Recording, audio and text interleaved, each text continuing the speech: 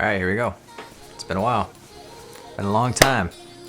We shouldn't have left you without a dope beat to stick to. Step 2. Whatever.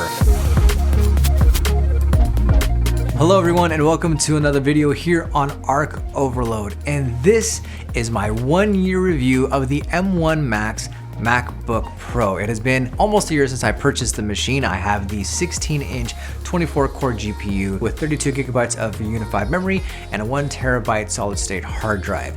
I do wish in hindsight that I would have gotten the 2 terabytes of solid state hard drive, but I got the 1 and I've been able to figure it out with external drives and that sort of thing. I'm here to tell you that this is by far the best machine that I've ever purchased from Apple. There is definitely no buyer's remorse in any way, shape, or form. And while it is a little bit expensive, I do believe that it is worth every penny because I feel like I am future-proofed for many, many generations to come. Even with the introduction of the M2 chip that is now in the MacBook Airs and the 13 inches MacBook Pros. And look, I know in a few weeks Apple is going to introduce some new laptops that are going to have better specs, but I don't think I'll have any FOMO because this laptop honestly does the job and it does it really, really well. So let me give you some examples of how I've been using the machine. Now to give you a little bit of background, I'm a content creator. I do create video and audio. I use Logic Pro 10 for my audio productions, and then I use Final Cut and Premiere Pro for my video creating needs. Now before this machine, I was using an M1 Mac Mini, the first Mac Mini that I've ever purchased in my life. Before that, I was using a 27-inch 5K Retina iMac that I purchased back in 2014, and that was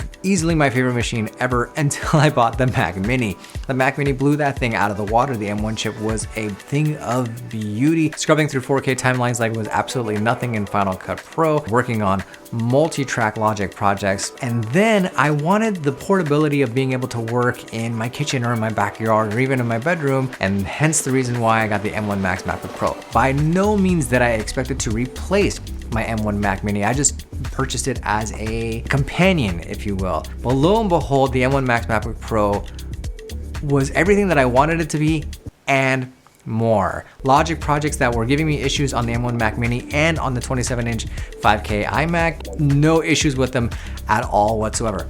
Final Cut Pro projects and Adobe Premiere Pro projects that were crashing on the 27-inch 5K Retina worked beautifully on the M1 Max MacBook Pro. Final Cut Pro, I mean, these two were made for each other. It's a match made in heaven. And so working in projects in Final Cut Pro has been an absolute breeze. Exporting 4K timelines in H.264 is like butter. It goes by so fast, it's not even funny. In fact, recently I exported a 10-hour clip. I'm experimenting with some stuff on YouTube.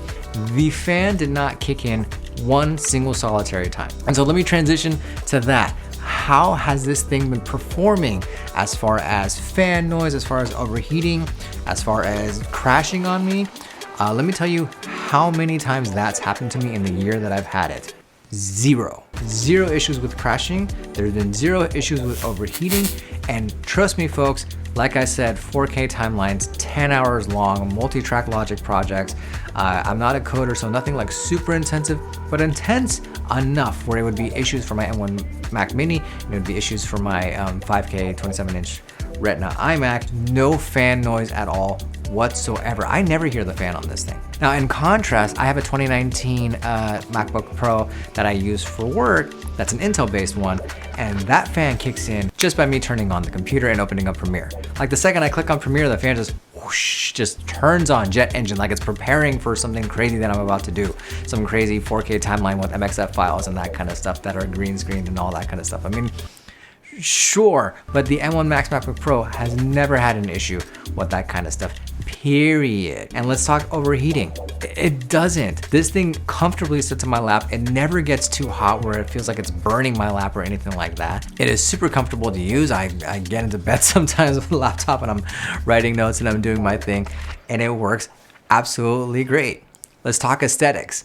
The display is a thing of beauty. I absolutely love it. And the notch that some people complain about, I'll be honest folks, you don't notice it after a day. It kind of blends in with everything else that you're doing, so it's not an issue. And the battery life is phenomenal. I am able to use this thing for hours and hours and hours on end, editing again 4K timelines in Final Cut, working on Logic projects remotely in my living room, and this thing handles it beautifully. I'm talking multiple hours of working on a project and then going on like Disney Plus and watching a show, or going on Netflix and watching a show, streaming a ton of YouTube content in the background, taking notes, multitasking, multiple windows, all that kind of stuff.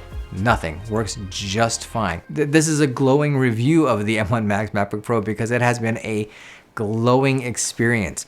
Not once has it failed me in anything that I can even think of. I'm trying to rack my brain right now, but it's honestly been a flawless experience. This laptop has absolutely been my go-to machine for the last year. So much so that it full on replaced my M1 Mac Mini. I actually made a whole video about that. If you want to check it out, I'll leave it in the description box below.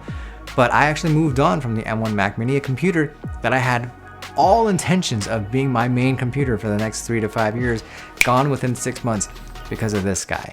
And as far as future-proofing, I feel very comfortable in using this machine as my main computer easily for the next 3 to 5, maybe even 6 years. The only thing that would stop me is if and when Apple stops supporting it. So we're talking no OS updates, we're talking no cool new features that you absolutely have to have an M2 chip or an M3 chip in order to do. That might give me a little bit of FOMO where I have to go, okay, let me move on from this laptop and move on to something else. But as far as performance goes, I'm good. As far as battery life goes, I'm good. As far as ease of use goes, I'm good. As far as the entire package of this laptop, the power that it can give me both plugged and unplugged, I'm totally fine. This is an amazing machine and I absolutely recommend it for those who are interested.